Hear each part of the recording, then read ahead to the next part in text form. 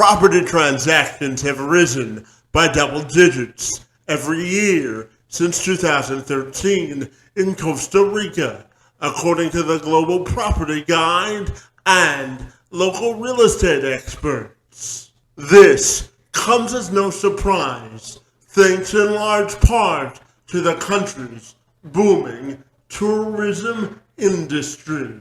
In 2018, the number of tourist arrivals rose by 1.9% year over year to a record 3,016,667 people, according to the Costa Rican Tourism Board. Then, in the first half of the fiscal year in 2019, tourism visits increased by 3.9% year over year to approximately 1.73 million, thanks to an increase of tourist visits from North America.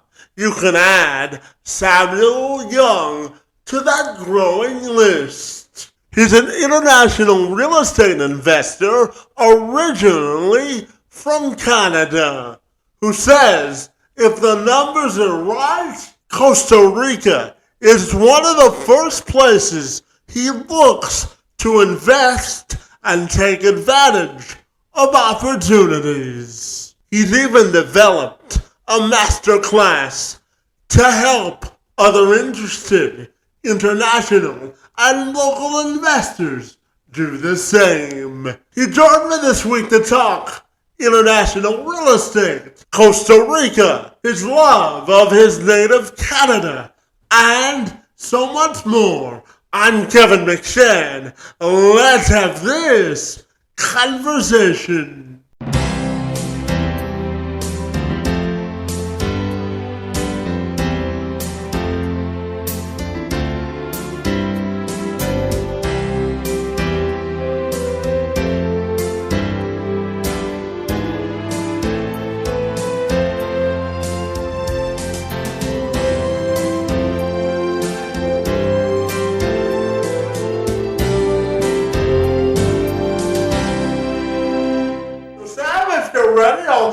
Take a moment, buddy, to welcome you to the program, and I'm super excited to talk to you about international real estate today. Great to see you, and thank you for a few minutes, buddy.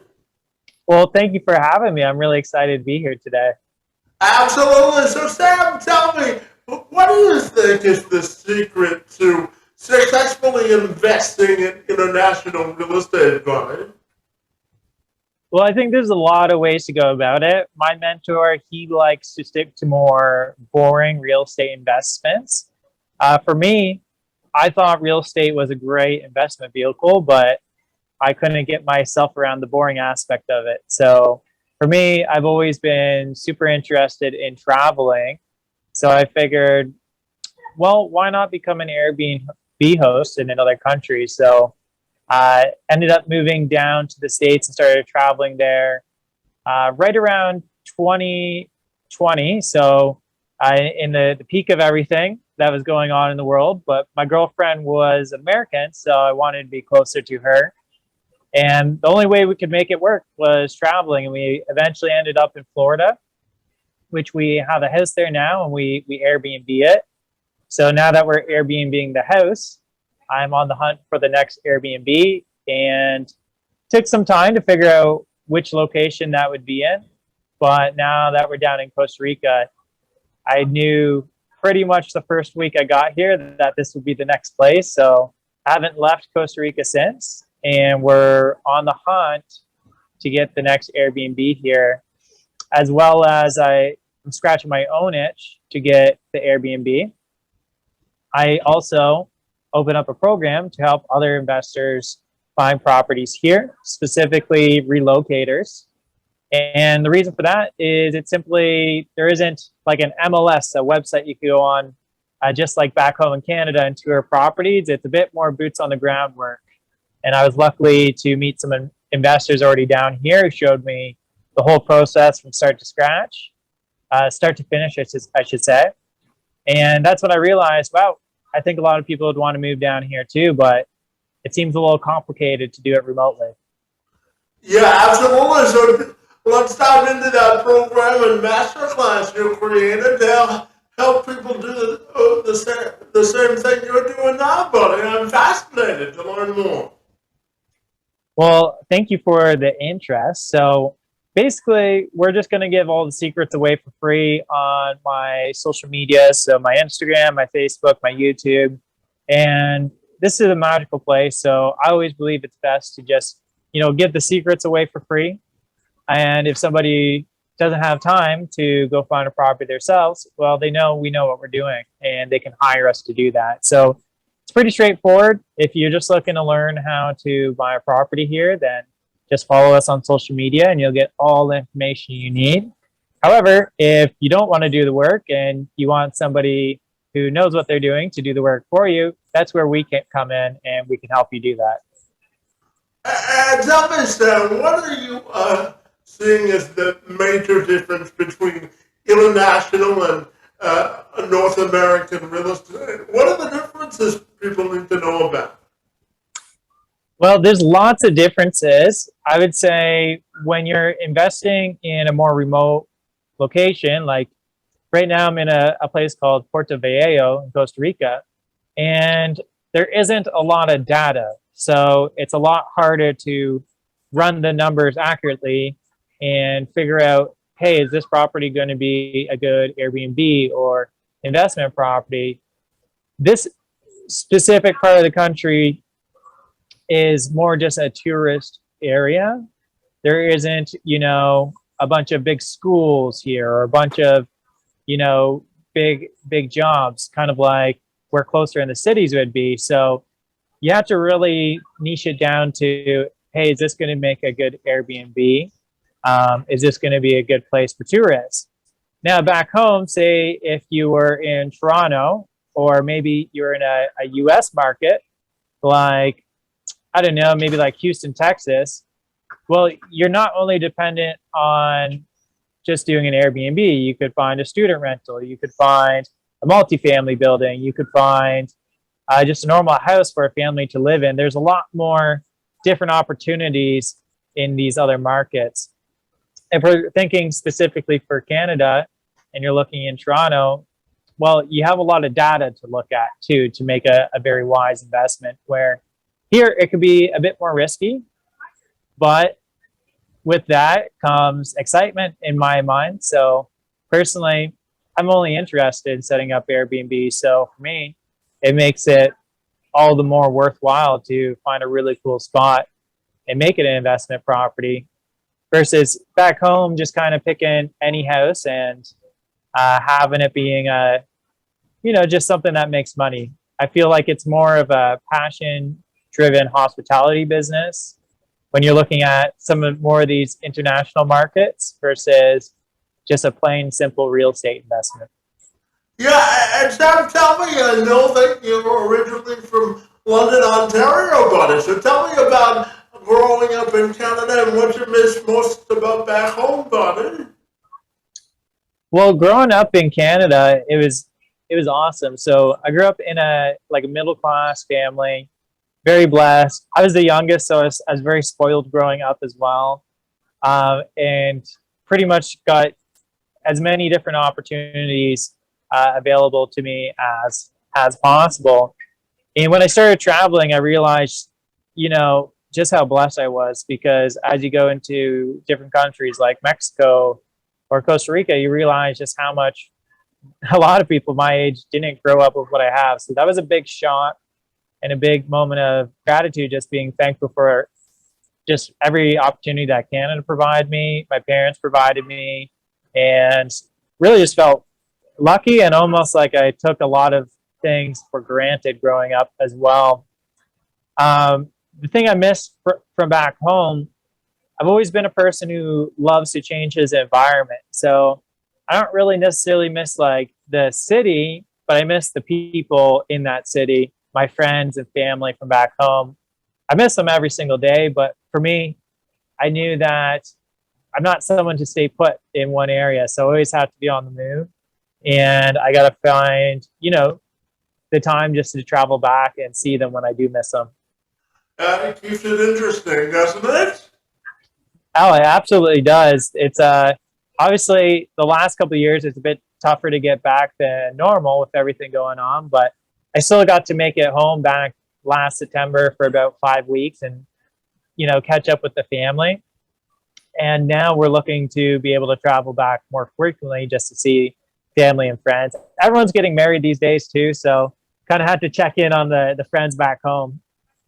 Oh, well, you gotta keep up with the times, right? Absolutely. Yeah, and so I'm curious to know about the cultural differences that you've seen both in Costa Rica and your international travels versus what we traditionally see here in Canada. What stands out to you, buddy? There's a lot of differences. There's a lot of differences between where I was from in Canada to where I was living in the States to when I was living in Mexico to down here. I'd say the biggest difference here is they have a saying called pura vida, which means pure life. And even though people don't have typically as much as, say, I did when growing up in Canada and how most Canadians grew up, they are super grateful for the things that they do have. And that's something I wish more countries kind of had a motto of, because I find often or not, if you've never really done much traveling, then you don't know what you don't know. But just seeing just how little people have and how grateful they are for it and how happy they are even with less than what I grew up, it really just like slapped me in the face. And I was like, wow, like if I could share just one thing with my friends back home, that would probably be it. And a little fact is Costa Rica is one of the 5 blue zones in the world. So what a blue zone is, it's an area identified as where people tend to live longer than anywhere else in the world. So there's one specific part in Costa Rica where people just, seem to live forever and live very long lives. And I think it comes down to 3 things primarily. The food's really good and healthy here, really fresh and organic. The weather's great as well. So good weather, lots of sunshine, lots of vitamin D, keeps people happy. And just people with following that Pura Vida motto, they're very happy for what they have. So they don't get hung up on the little things. And I think that's why in Costa Rica, it's a blue zone and people live very long here. Yeah, absolutely. And Sam, tell me, when you look at making a smart real estate investment, you say to the people you work with that the numbers have to be right. So tell me, in your mind, what makes a smart real estate investment? Well, I would say the numbers for sure. So there's multiple different ways and formulas. You can find just on almost any YouTube video, especially like bigger pocket stuff, and there'll always be data-driven decisions. So I think that's what makes a smart real estate investment. For me, I come from a more entrepreneurial background. So Airbnbs isn't really a real estate investment. It's more of a hospitality business. So when I'm looking at what could make a good Airbnb, I typically try to see how much money I can make per month from it. So typically for the Airbnbs, I want to see about $1,000 to $2,000 in profit after expenses per month to make a good investment. There's multiple different ways you can get started as well. So there's also a method called Airbnb Arbitrage, where you can actually rent a property and not have to own it. And you can try to run it as an Airbnb business for relatively low risk. So, for example, I tried this back in London and it didn't work out, but an investor who owned a property leased me his property to put on Airbnb. So he was getting the monthly rent he needed, and I got a chance to turn it into an Airbnb business. Now, we had a contract where it would go month to month, and if at any point in time this business wouldn't work out for me, I could just let him know, and I'd only be short 1 month's rent. versus being liable for 12 months rent, or being liable for buying an entire house and it not being working as an Airbnb. So I think with my strategy compared to a typical real estate investment, it's all about getting really creative with the deals and making sure that, hey, if you're going to invest in a remote area, don't overcommit to something because it might not work out, in all honesty, and you don't want to be stuck paying that bill for years and years to come. Yeah, absolutely. And doing my research for this interview show, I found out that one of the reasons people invest in Costa Rican real estate is because of the increase in their travel and tourism money. So tell me about attracting people to go live and invest in Costa Rica and how that works for you, buddy. Yeah, so I would say investors coming down here to get a property is different than people looking to relocate here. So personally, I would much have a better time finding somebody who's looking to relocate down here and help them find a property than an investor, because it doesn't have to be more of a data-driven approach. It's just simply, do you like the house and can you afford it? And if so, we'll help you streamline that process of buying it here. So with the relocators, there's lots of different benefits. I would say one of the big ones is if you spend $150,000 on a property here, you can get residency. And after 7 years of residency, which you can renew year and year after year, if as long as you have that investment still, you can actually upgrade to citizenship. So being able to get residency here is fairly easy if you want to buy a property here.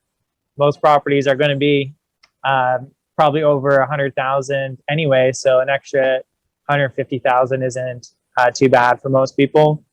Then the second thing is, if you run an online business in another country, say Canada, and then you buy a property here and you start running your business remotely from Costa Rica, you won't be charged on that as income tax in Costa Rica. So you'll be taxed back in Canada, but they won't tax you here. Then the third thing is, they just introduced a new law, and it should be coming into effect in Q4 of this year. And they'll actually allow you to bring your stuff down here and even bring a car down here completely tax-free. So until now, it's always been about a pretty hefty tax. I think that's up to 40-50% to bring your stuff down here, which is pretty crazy, right? So they'll be removing that soon. So they're really trying to incentivize relocators to come down here. Then lastly, I would say the one thing is, I find it to be a much stressful, easier lifestyle down here. Living in Canada and in the States, I find it to be more of like a work-focused, maybe lifestyle where everyone's kind of working a 9-to-5 job. And I never really resonated with that. I always wanted to run my own business, but also find ways to provide freedom in my life. So for me, I can, wake up. I typically wake up at around 4 or 5 in the morning and I start work. And then by noon, I might decide to eat lunch. And then for the rest of the evening, go to the ocean and go swimming or go hiking or go see some cool animals. Actually, before I hopped on here, there's some trees out front of here, and there's actually a monkey climbing up the trees. And I think it's just like a completely different lifestyle that most people are used to from Canada and the States. And that might be something that they really like, but it's not for everybody either. I'd have to say you'd have to be more of an adventurous type of person, somebody looking for a more laid back lifestyle. Yeah, absolutely. And you led nicely into my next question. I'm curious to ask you, how does the sense of adventure sort of influence your life and the decisions that you make both personally and professionally? That's a great question. For me, I think it just makes me inspired.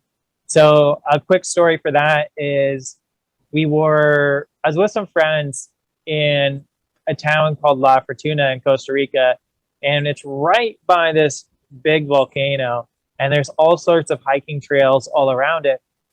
And we did this really intense hike, and it was muddy, and it was like I was just coming from Florida, so we were, nice and comfy lifestyle, not exercising so much, maybe eating a little bit too much dessert, and that hike kicked my butt, that's for sure. But in the best way possible, because I felt physically challenged, and I haven't felt that challenged in a while. I wanted to give up on that hike like 85 times on the way.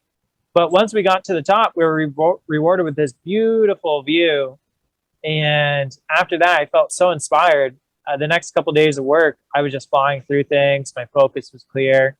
And I think if you like doing adventurous things like that, then it could lead to a source of inspiration in your work.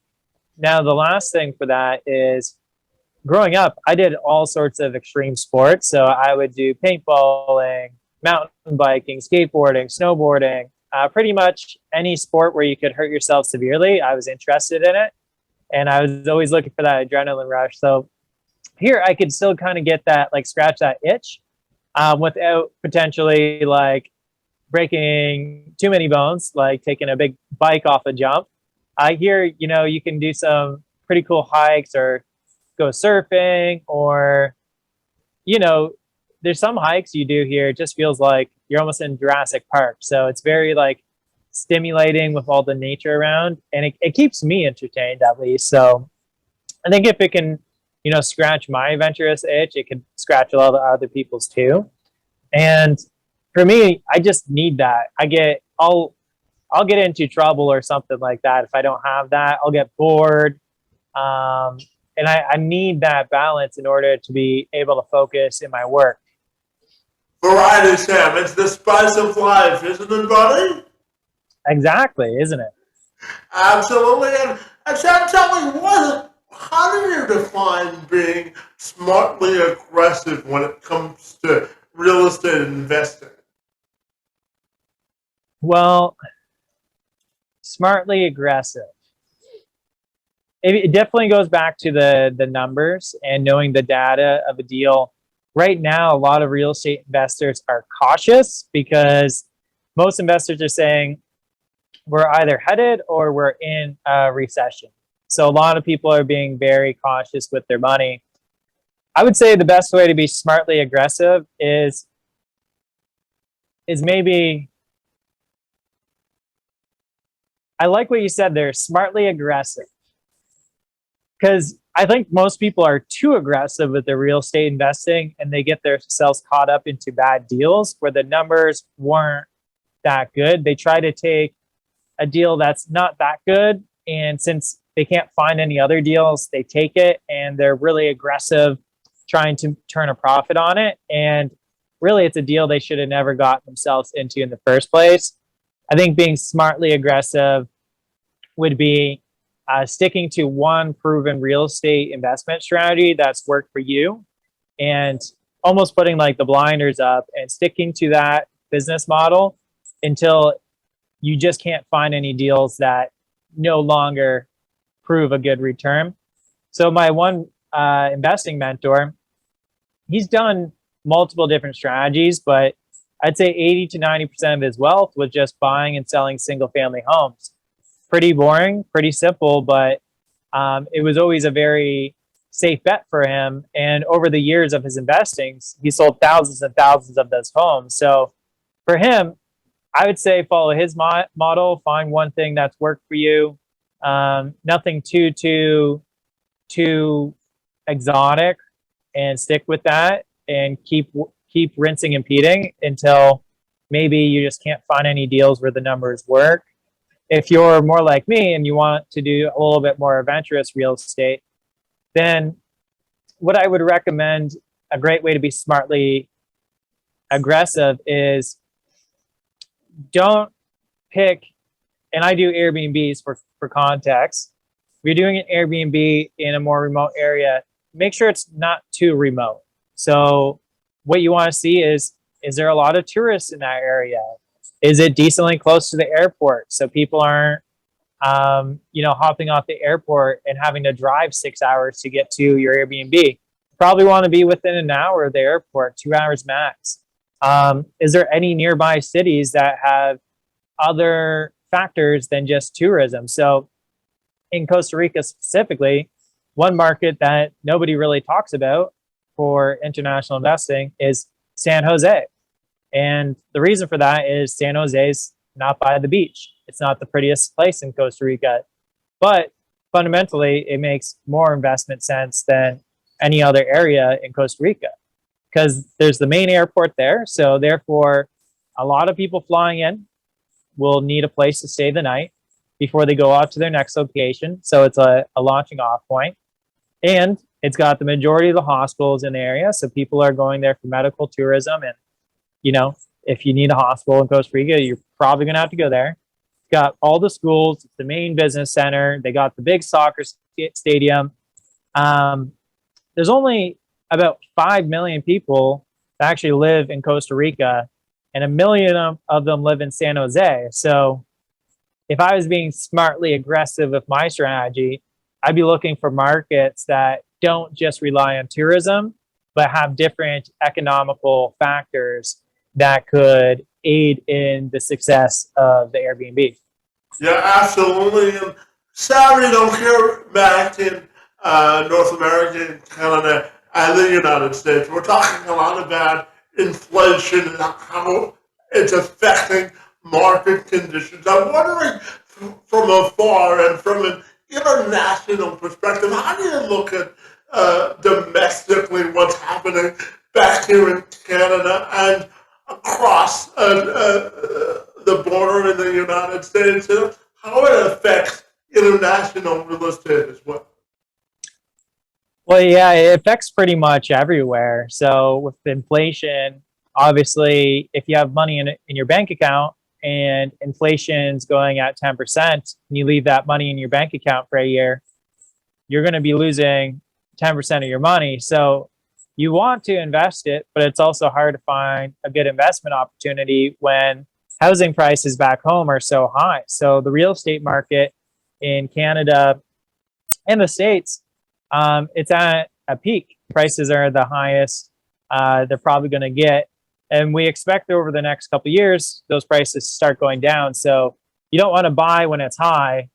You want to buy when it's lower. So one good strategy could be, if you're interested in maybe downgrading your lifestyle, it could be a time to, and this is where I've been talking to a lot of people on what they're doing. I don't necessarily recommend this, but there's just, they own a property, 2-3 properties in Canada, the States, or like my friend Jeremy, he's in Australia. They're selling their properties off at a high, and they're moving down to Costa Rica because they can buy a property for half the price. Then they're sitting with a bank account full of money. So if there is a recession and it happens to go for a couple of years, well, they just bought a property here for cash, and it could be, say, they could sell their properties back home for $800,000 to $1 million, and then they get that cash. They buy a property here for $400,000, and that's not a mortgage. They're buying a property outright for that. Then their expenses for that property, pretty cheap here. Probably your biggest bill is going to be your internet bill, or if you like running your air conditioner full time, then maybe electricity. But you can get like solar panels to combat that. But for I'd say $500 would be a lot. Maybe $250 to $400 a month. All your expenses are for the house are paid for. Then your real costs are just like food and the other stuff you want to do. And if you have $800,000 or $1 million in cash from selling your real estate back home, you buy a property for half that, you got a lot of money where you can just kind of live off and live a great life here and coast through inflation or any other problems we might see in the next coming years here. So I think for some people, uh, they've always wanted to do more or less that anyways. So now it's kind of like all these other additional motivating factors for them to want to pull the trigger on that and actually move down here and sell all their stuff from back home. So I don't know the specific answer on how to combat inflation and high interest rates because this is my first time going through it. But what I'm doing is just living cheaply as possible. So living down here, my rent a month right now is $450. So it's significantly a lot less than back home. That means I can make more profits from my business. I go out for dinner every single night, but guess what? I can go get a big plate of food that's delicious for only $8, right? So for me, I've never been through a recession before. So I'm trying to learn a lot from my mentors. But I figured if I just live as cheaply as possible and just stack up as much cash as I can, then that would probably be a good idea in case, things do get really, really bad. But then for other people who have properties that they're selling off back home, now they might be able to live, a really comfortable lifestyle and have enough money where they can just kind of wait it out for things to get better. Yeah, sometimes less is more, isn't it? Yeah, I learned that when I started traveling back in 2020. I could only bring a suitcase over to the States, and I grew up living on a farm with 24 acres. So I'm like, damn, really gonna have to say goodbye to a lot of belongings. But after a couple months, I thought about that stuff, and I was quite happy just with just my computer in my bag, my clothes. I really didn't have many belongings with me, and just creating memories on my travels. Yeah, sometimes we don't miss the things we thought we might, right? Yeah, exactly. It's I think it's harder in your mind to let go of things than it actually is once you actually do it, and then you change your environment, and a lot of like your personality changes with it too. Yeah, absolutely. No, Sam, we all know in real estate, location, location, location, right? So how do you apply that in when you're looking to make a solid real estate investment? Well, again, I don't know if I'm the best example for that because I'm more of an emotional investor, you could say, versus very data driven. But when you're looking at Airbnbs, we got a place in Florida, South Florida, and it's a really hot area for tourism, right? So our Airbnb, every single day, someone inquires about renting it. In the winter season, it's even crazier. It gets booked up immediately. We already have Christmas booked out. So a lot of people will see high prices in Florida and say, wow, that's a terrible market to invest in. And that can be true. If you get a property for way too high of a price, it could be a terrible investment. But what that does mean is if you are skilled and you find a really good deal like we did, then you have an opportunity to be in a very hot market with a ton of demand. So it goes back to supply and demand. The more demand there is and the less supply, the higher the prices are going to be. But if you do Airbnbs and you happen to have one of those properties, then it's going to be very good for you on your profitability. Now, for me these days, I'm like more interested in traveling to cool places and checking out the real estate scene to scratch my own itch. So I'm not tied to, when I first got to Costa Rica, I knew I wanted to check out real estate. But my first thought wasn't, I have to get a property here. After a week or two, that became a thought because I really liked it here. But I'm okay with like going to, say, another location and be like, you know what, this is a great place to visit, but not a great place for real estate. So when I went down to, I lived in Playa del Carmen and Cancun, I was like, I really like living here, but I don't think this is a great place to invest. So I'm just going to move on to the next one. So I would say demand has a significant factor in it. And really, if you're doing Airbnbs, yeah, it really does come down to location if you are doing Airbnbs. There's different reasons why a location could be really good than just tourism, but you want to see a significant amount of demand of people going to that place for XYZ reason for it to be a good Airbnb. If you go get a house that's super cheap in the middle of nowhere, cool, you might have got something for super cheap, but it's probably a reason why it's so cheap, right? Because there's not a lot of demand there. So typically you want to find the sweet spot where there's a lot of demand, but still a price that you can afford to get into. Yeah, absolutely. And Sam, I'm wondering your thoughts on whether your current lifestyle provides you more professional freedom. Well, I would say I work a lot more than people are surprised. So when I'm in a co-working area right now, and I'm usually the first one here and one of the last people to leave. And people are like, wow, like, why do you work so much? Like, that must suck. And I'm like, no, honestly, I love what I do. I'm a working type of person. So I find a lot of people are chasing freedom these days. But for me, it's kind of more like I want to have the freedom of choice. Like, if I want to wake up one day and not have to work, then yeah, that's cool. But I want to do something that lights me up when I wake up and I feel called to work. So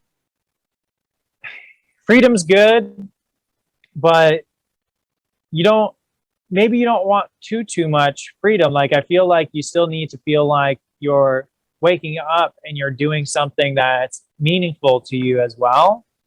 But I will say the freedom of choice where I get to choose the work that I do and the clients that I work with and my location that I work in. And if I get tired, I can, take a break. I don't have to ask a boss to say, hey, no time for breaks right now. I can just, go to the ocean and de-stress. That's the kind of freedom that I'm really interested in. It's not how do I work the least amount of hours and grow a business doing the least amount of work. It's more like I want to find a business that I don't care how much work it is. I feel passionate about it no matter what. It lights me up when I wake up, and that it gives me the freedom to choose what I actually get to contribute to the world. Yeah, absolutely. And, so I'm curious to ask you about your motto in life and whether you have a motto that you live your life by. That's a good question. So my motto that I live by, I guess like one of the things that I've really defined for myself lately is I don't necessarily believe in good or bad.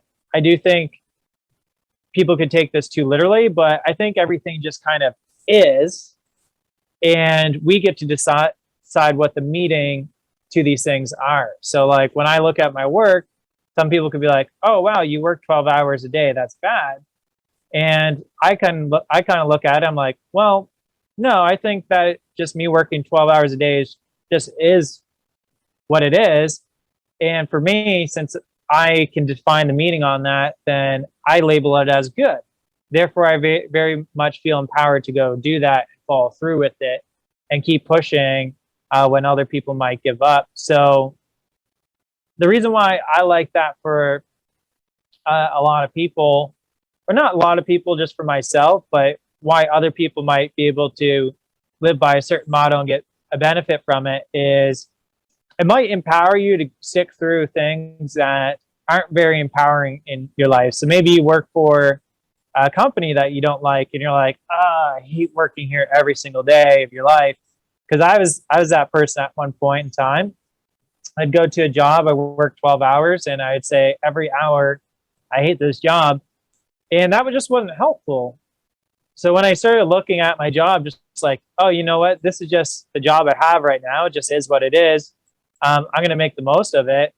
I started enjoying my job much more better. And then that led to me having a more positive attitude into everything else I did, and became really contagious where after work, I'd start putting in extra hours to learn marketing and sales. And then that was able for me to transition out of my job that I hated, but then decided I was going to like it anyways and start my own thing. So I guess my motto is like everything in life,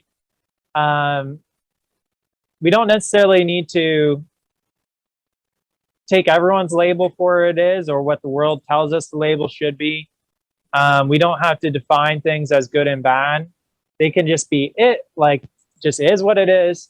And then we can choose for it to be good if we think that would be beneficial to us. Yeah, Sam, I always say that everyone's portrait of success is different, isn't it? Yeah, and that's the other thing too. Like, I don't want anybody thinking I'm saying this and they have to have that as their motto either. I think that's kind of the point. What I say is like everyone can have their own definition, and it doesn't have to be what the world tells you that definition is, what I tell you, what Kevin tells you it is, what anybody tells you what it is. Like you can literally make up your own definition of success. And I think that's beautiful. Yeah, absolutely. And Sam, I'm curious if there are any Costa Rican customs that you've really embraced since moving down there.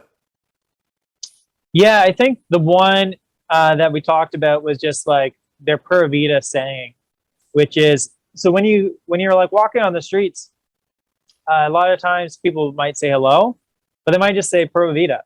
And it's just kind of like a motto here that everybody says, which basically is like a reminder: be thankful for what you have, be happy with what you have. There's multiple different meanings. I don't think I'll ever figure out what the exact meaning for that is.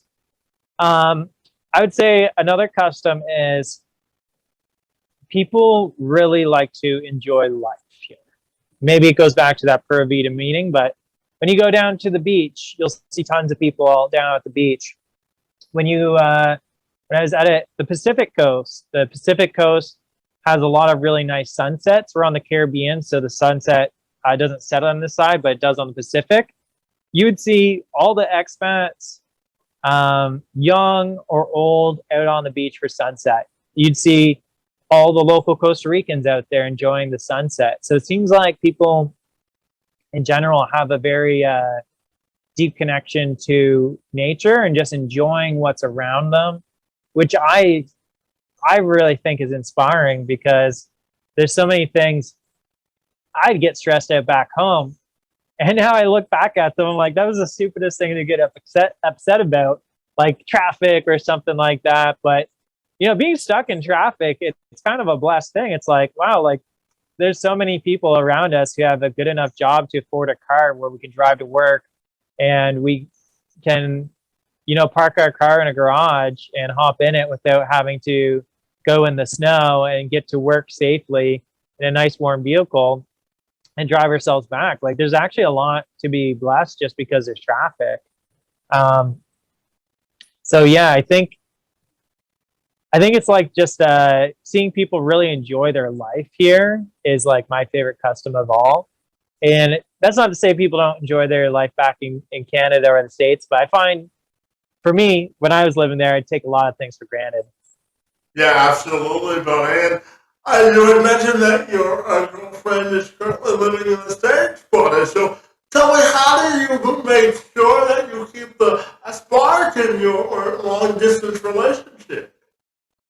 That's a great question. And honestly, it's just putting in work and like understanding where each other are at. So typically we travel together, but her business is going very well in the States right now. And I have a 6 months visa to travel the States, but I can't necessarily live there and run a business in the States. So I can travel into the States and then I have to travel out. So we already knew that going into the relationship. So it was like something we kind of had to come to terms for very early. But at the end of the day, I think it's just being very understanding of like what each other's goals are, and not being you really can't be like selfish in these types of relationships. You have to like really be understanding of the other person, what they're trying to accomplish, and be really supportive of them, no matter what you might be feeling or thinking that you need to do. Yeah, absolutely. And Snap, my final question for you today, buddy, has to do with your own individual or professional legacy and how you want that to be defined. Honestly, I don't really I don't really have any plans for a legacy, to be honest. I just want to wake up every single day and be happy and be good to the people around me. I don't necessarily feel called to have a name that lives on for years and years and years. I just want to enjoy life like each and every day. Just take it one day at a time. Be kind to the people around me. Be kind to myself, and just really enjoy each day and every day that I have on this earth. Yeah, absolutely. Sometimes, but putting one foot in front of the other is a legacy in itself, right? Yeah, like we could get so caught off like chasing something, and if you think about it, um, like I don't know who my great great great great grandpa is, and I'm sure maybe he tried to put in some sort of legacy, and that's just the truth. Like I know who my grandpa is, and I know who my great great grandpa is, but anything further than that, I don't really know, and that's someone related to me. So I think I heard someone else say that on a podcast. I was like, you know what? That's so right. Like I don't need to make my life about so much of a legacy. It could be just making each day great. Yeah, absolutely. And finally, Sam, tell me if people want to get connected with you, buddy, what's the best way they can do that? Yeah, you guys can follow us on Instagram, Facebook. So on Facebook, just type in Samuel Young. You'll see me there.